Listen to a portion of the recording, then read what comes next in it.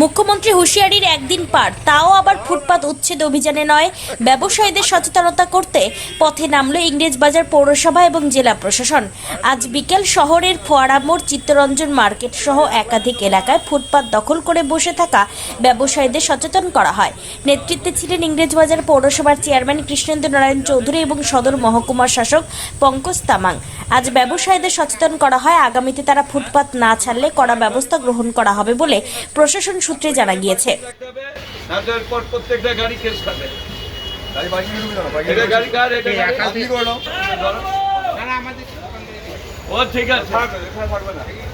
ঘোষণা শুনে নি নাকি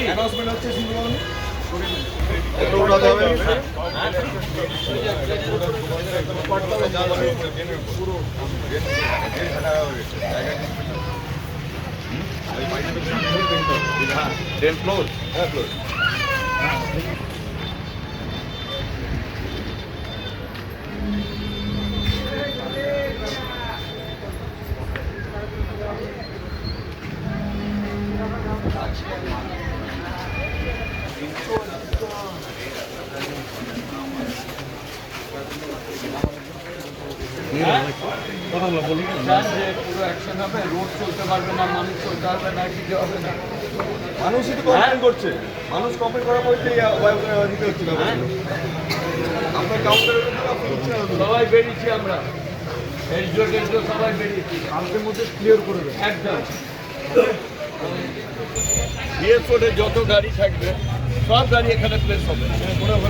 হ্যাঁ, এখানে গাড়ি রেখে যাবো, ওখানে বাজার টাজার যা করো, তাহলে আমরা করবো না। আর ওটা তো ওয়ান ওয়ে আছে, ওদের ওয়ান ওয়ে আছে, ওয়ানে যাবে 150 উপর মোটর সাইকেল যাচ্ছে, এখানে থাকবে।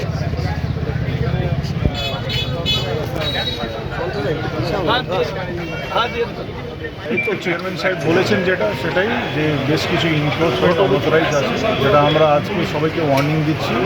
খুব শীঘ্রই আমরা কিন্তু এটা কিন্তু কাল থেকে আমরা কিন্তু লেগে যাব। আমরা অ্যাটলিস্ট ওয়ান ডে ওয়ার্নিং দিয়েছি।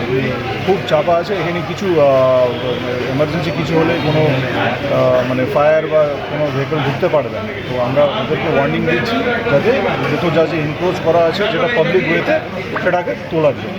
রোড ক্যাপচার করে নিয়েছে বিজনেসম্যানরা, এখানে চলাচল যেতে পারছে না। যদি কোনো সময় কোনো দুর্ঘটনা ঘটে, কত লোক যে মারা যাবে, আগুন লাগলেও মানে জ্বলন্ত হয়ে যাবে সব। জন্য আমাদের মাননীয় মুখ্যমন্ত্রী গত পরশুদিন তিনি নির্দেশ দিয়েছেন, এসডিওদেরকে নির্দেশ দিয়েছেন যে করে হোক আনঅথরাইজ সরিয়ে দিয়ে মানুষের সুবিধা করতে হবে, যাতে মানুষ সুবিধা পায়। আজকে আমাদের পুলিশ প্রশাসন, আমাদের সিভিল প্রশাসন, এসডিও সাহেব আছেন, আমরা আছি, কাউন্সিলর আছেন, আমাদের থানার অফিসার আছে, আমরা সব বেরিয়েছি। আজকে দিনটা ওয়ার্নিং দিচ্ছি, এরপর যদি না শোনে একদম পুরো ড্রাস্টিক অ্যাকশন হবে। টোটোটা কি দেখলেন? টোটো আমরা বলেছি যারা শহরে ফ্লাই করবে তারাই শহরে ফ্লাই করবে, না হলে অন্য জনকে অ্যালাউ করা হবে না। কারণ এত টোটো চলছে, মানুষ চলতে পারছে না। এরপরও ফুটপাত দখল করে থাকলে কি ব্যবস্থা নেবে? পুরো ভেঙে আমরা উঠিয়ে নিয়ে যাবো। ফুটপাতটা হচ্ছে জনগণের, বিজনেসম্যানদের নয়। এখানে কি কোনো রাজনৈতিক রং দেখা হবে? ফুটপাত কোনো রং দেখাবে না। আজকে দেখে মনে হলো যে রাজনৈতিক রং করছে, আমরা কোনো। আমাদের এখন মানুষের রং আছে, অন্য নাই।